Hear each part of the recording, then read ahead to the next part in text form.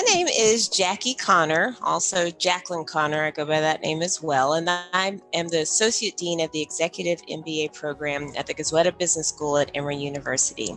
I've been at the university for about 7 years, and I'm delighted to say that we are doing some fascinating things with the Executive MBA program.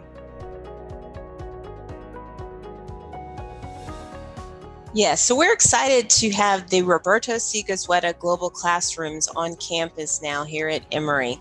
These global classrooms allow us to expand our boundaries and be able to offer executive MBA programming as well as executive education and other opportunities to literally students all around the globe.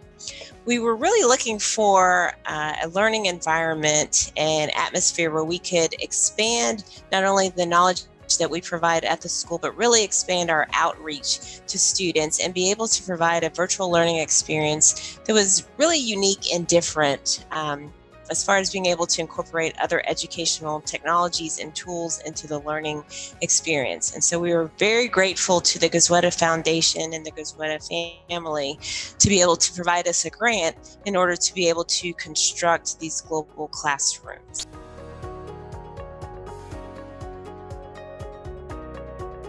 So from a student standpoint, they have two various options that we have for our global classroom experiences. One option we have is our hybrid classrooms. And in the hybrid classrooms, we have students that are physically in the room with the instructor. And then we have students that are participating virtually. And those students who are virtual, they are able to actually literally serve as an additional row in the classroom. And so from the student's standpoint, if they are a virtual student in the hybrid room, they're able to raise their hand, they're able to be seen. Their camera perspective actually looks like as if they were sitting on the back row in the classroom. And so they're able to see multiple angles of the room. They can actually switch their camera views and see from the front of the room, from the side of the room. So it's actually even more enhanced than if you were physically in the room, all the different angles that you can see. And so the student literally is able to participate as if they were physically in the space, similarly to their other classmates. What also happens from the vantage point of being physically in the room is that when a student speaks and they're located on the virtual monitor, the sound actually comes from the direction in which that virtual student is located within the room. And so you naturally turn and position your body and your ears and eyes to look at that virtual student as if they were located on an additional row in the room. So it's pretty fascinating how that works. And we're very fortunate to be able to have that technology because many schools have obviously tried the hybrid delivery model with people being, as they call it, roomies and zoomies and having that type of learning experience. And it's a very challenging experience for faculty to teach in that way because you need additional tech support. It's oftentimes hard to manage a chat room while teaching your content. And so in the Roberto C Goizueta Global Classrooms that we have that are built for a hybrid community, you have those features naturally built into the construction of the room. And so it's highly integrated in a way so that it becomes more of a seamless experience versus feeling like you're having two audiences that you have to tend to. And for our other global classrooms that are completely virtual, essentially the way those rooms are constructed is that there's a large wall of monitors and each student serves as basically a face in one of those monitors for the faculty member to be able to see the student. But from the student standpoint, they have multiple camera angles again in the fully virtual space where they can see that faculty member from a variety of angles. They're also able to see the faculty member's content that is being presented, and they can pull that up to make it in a larger version or in a smaller window. They can see their other classmates, whoever is speaking and participating in the conversation. And as I mentioned, many other tools such as polling, hand raising, being divided into groups, chatting in the classroom. So the student has availability to all of those tools from a virtual perspective. And I must say, from the faculty member's perspective, it's fascinating to see all of those virtual faces on this large wall, because now oftentimes a faculty member would say, I'm comfortable teaching online, but I would prefer to stand up. I'd rather not be seated. I would prefer to use gestures or actually make dramatic moves at certain times when I'm trying to emphasize various content. And so now they can do that, because now they're actually physically back in a classroom. But again, the students have the flexibility of not having to be in the classroom.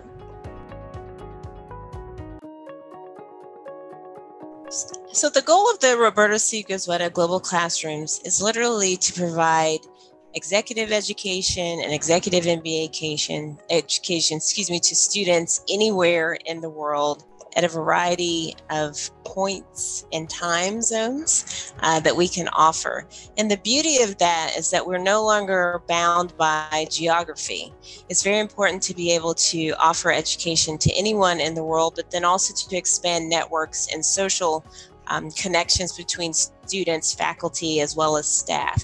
And the classrooms allow us to do that in order to be able to see people in a unique way. So it's very different from a typical video conferencing experience, in that you literally have a wall of students. And so from the faculty members' standpoint, they're able to stand and instruct in a traditional experience and environment, but also be able to see all of their students, albeit they are virtual, but the faculty member can see all of their students the way they are positioned on the wall in the classroom. And then also from the student's perspective, the student is able to engage with the faculty in a very unique way. So they can see the faculty member, not only see their headshot, if you will, but they also see the full body shot of the faculty member. And that's actually very important for a learning experience, because you get a lot of nonverbal cues that are provided when a faculty member is explaining his or her area of study or discipline. Also, with the global classrooms, there are many other features, such as being able to put students in groups, being able to see who's actually raising their hand during the classroom. You can have individual collaboration space for students. And so there are a lot of tools that really afford an engaging learning experience, again, where students do not have to be located in the same area or region or even time zone, which is very exciting to be able to do. So the benefit of these virtual and global classrooms is that you're able to actually broaden the network of students and really broaden the outreach of the learning experience. So typically what was happening in the past, so literally pre-pandemic, the majority of our students were located in the southeastern region of the United States, because it was close proximity to be able to participate in a residential experience or even a hybrid experience. Well, now with these global classrooms, the outreach is completely broadened beyond what you ever could imagine. And so now we're able to literally service students in a variety of areas and time zones because of this technology. And so it really is it's beneficial to the students and to the greater community. We're allowed to have now conversations with a much more diverse group of students, and that's very important for our learning experiences, as well as for faculty members and the conversations they are wanting to have in the classrooms. And that's what this technology allows us to do. I will say we were considering this technology pre-pandemic because we were already recognizing that it's very important to have a much broader, diverse group of students in a classroom, and also to be able to share the great research that our faculty conduct within the school. So we're thinking about this pre-pandemic, but I have to say, the pandemic really fast-forwarded all of this thinking and all of this opportunity, not only from our faculty's point of view, as far as can we do this? Is this the right way to be delivering education? But also really from our students' perspective. Students have now said, we want more flexibility. We want to be able to learn from anywhere at a variety of times. We want to be able to have classes recorded so that they can be either reviewed or actually watched at different opportunities and points of time in their schedule.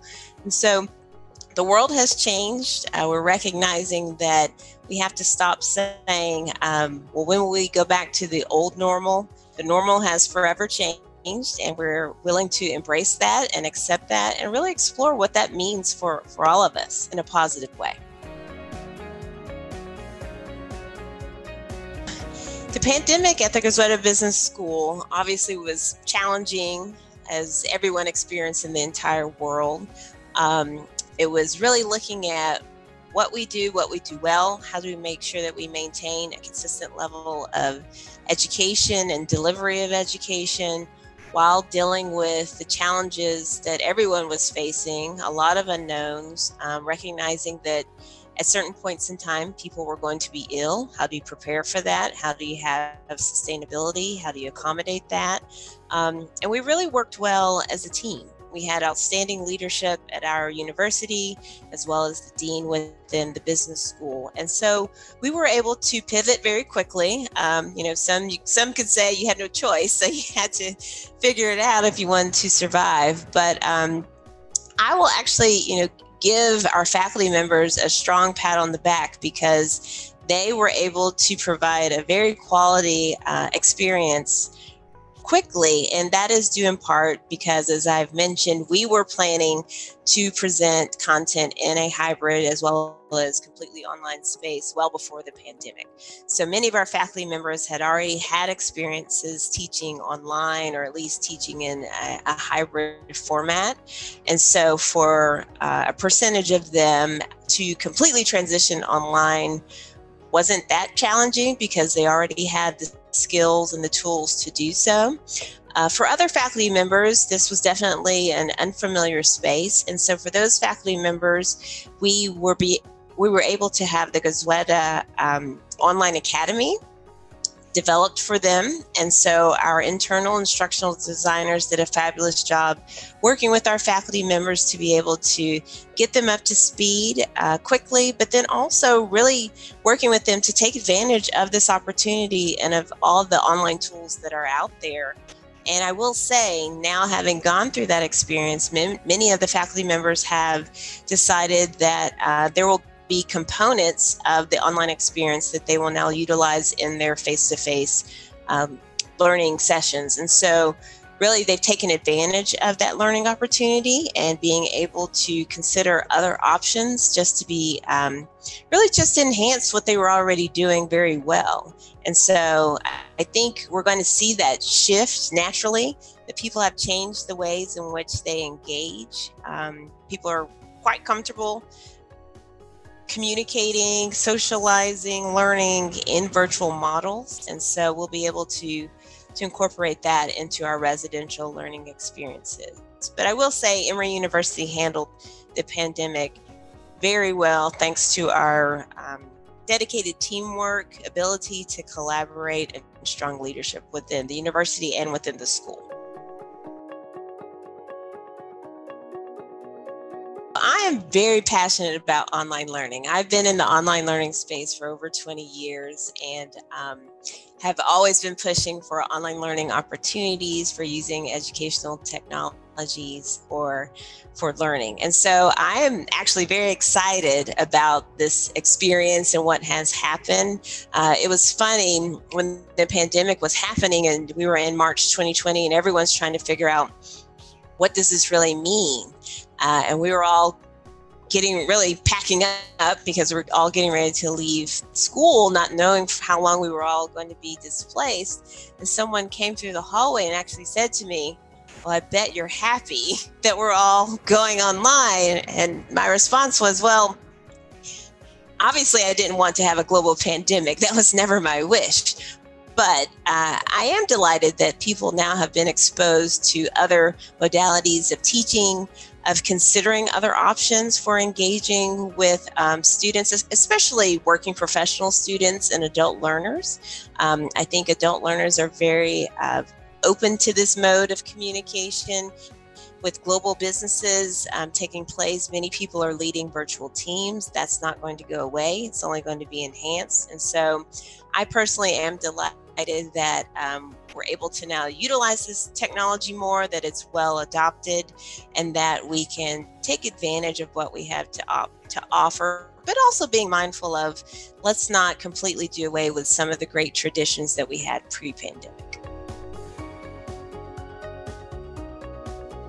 Yeah, so online learning has had a stigma associated with it for many, many years. People have been very skeptical of online learning in the past. What does it really mean? Can you perform online learning at the same level of quality? Is it the same type of education?